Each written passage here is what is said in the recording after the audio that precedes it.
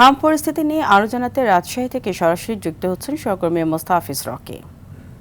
মোস্তাফিজ, রাজশাহী হাম পরিস্থিতির সার্বিক অবস্থা নিয়ে কি অবস্থা দেখছেন এবং সেখানে এখন শিশুদের আক্রান্তের সংখ্যা কি বাড়ছে কিনা সেই বিষয়ে বিস্তারিত জানাবেন। ফারিয়া, রাজশাহী মেডিকেল কলেজ হাসপাতালে প্রতিনিয়ত আসলে হাম আক্রান্ত রোগীর সংখ্যা বাড়ছে।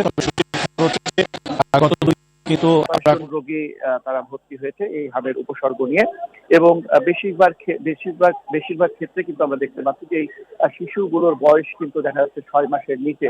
এবং সত্যি খবরও রয়েছে যে প্রতিনিয়ত সুস্থ হয়ে হাসপাতাল থেকে বাড়িতে ফিরছেন অনেক শিশু। গত 24 ঘন্টায় 9 জন শিশু মূলত হামের সুস্থ হয়ে তারা চিকিৎসা নিয়ে বাড়িতে ফিরেছেন।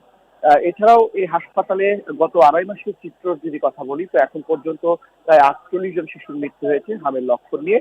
এবং স্বাস্থ্য বিভাগ যেটি বলছে যে এই যে হামের লক্ষণ বেশিরভাগ ক্ষেত্রে কিন্তু যারা ভর্তি হচ্ছেন তারা কিন্তু পাবনা জেলার, এবং দ্বিতীয় অবস্থানে রয়েছে কিন্তু চাঁপাইনবাবগঞ্জ জেলায়। ফলে যে রাজশাহী মেডিকেল যে কলেজ যে হাসপাতাল রয়েছে সেই হাসপাতালে কিন্তু আমরা দেখতে পাচ্ছি যে প্রতিনিয়ত আসলে যে হামাক্রান্ত